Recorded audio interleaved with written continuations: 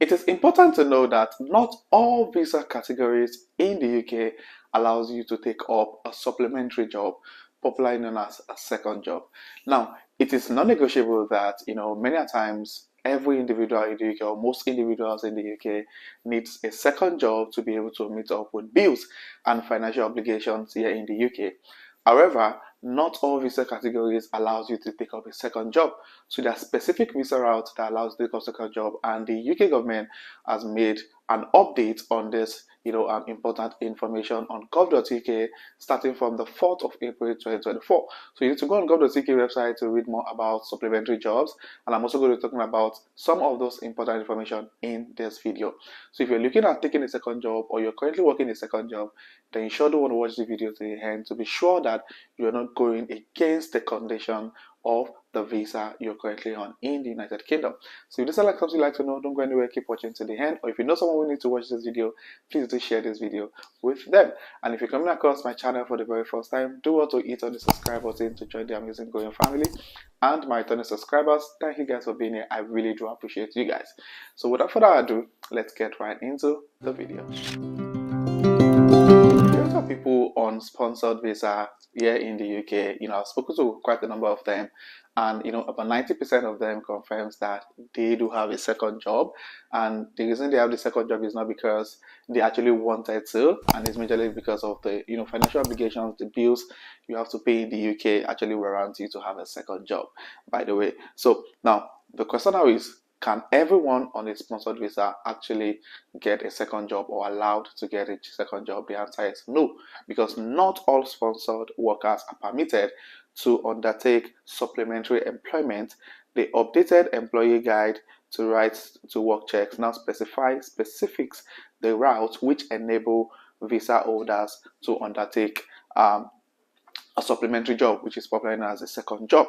Now, if the visa category you are on is not mentioned now, then you are not allowed to work any second job or a supplementary job. So the visa route that allows you to take up a sponsored job, a supplementary job for 20 extra hours, include the skilled worker visa, the intra-company route, the senior specialist worker visa.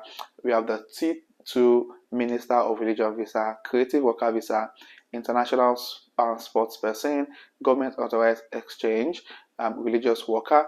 These are the only visa routes that allows you to take up a sponsored job in the UK. So if your visa category is not listed among this, then you're not allowed to take up a sponsored job in the United Kingdom. So there's been a lot of questions being asked that, oh, how many hours am I allowed to work on a supplementary job? What are the steps I need to take before I can take up a supplementary job? So I just work 20 hours with multiple organizations. So there are lots of questions and a lot of things that are not so clear. However, the UK Home Office has made a very clear update on this information starting from the 4th of April 2024. Now, it's no longer a news that from this April the shortage occupation list no longer exists. Instead, it's being replaced by what is called the immigration salary list. And this immigration salary list actually, tells us the kind of occupations that are in quotes as shortage, professionals in those fields here in the UK, and of course the government require people to take up those jobs. Now, the question is, what are the conditions of a supplementary employment? Now, in addition to the job for which the worker certificate of sponsorship was assigned, workers sponsored on the above visa routes, which I just mentioned earlier, are able to carry out supplementary employment provided it meets all the conditions set out below. So there are some conditions you need to meet before you can actually take up a supplementary job in the UK if you're on the visa route that allows you to do so. Now, some of these conditions include that they must be listed in the appendix immigration salary list, which of course just replaced the shortage occupation list. So if the supplementary job you're doing is not under the immigration salary list, now you might want to go on gov.uk to check out the immigration salary list to see the occupation in that list. Those are the jobs that you can take as your supplementary employment. If that job doesn't meet that requirement, the second condition that it probably might be able to meet is that it must be in the same profession and at the same professional level as the job for which the COS was assigned. Now, these are two things mentioned there.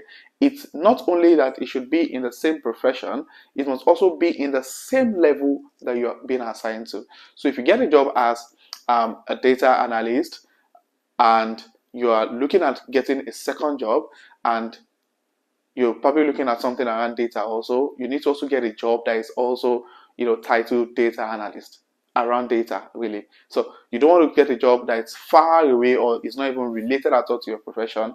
That might actually be a conflict, and it might be a bit of challenge. But the problem here now is that if you're getting a job in your same profession, are you getting it with the same organization or a different organization? And is it allowed for you to work with two competitors in the same industry? That's a question I'm going to leave you to answer yourself. Now, another condition that you need to meet before you can take up a supplementary job is that the worker must be a skilled worker with a job in an eligible SOC 2020 occupation code listed in the appendix for skilled occupation. And also, it must not be more than 20 hours per week.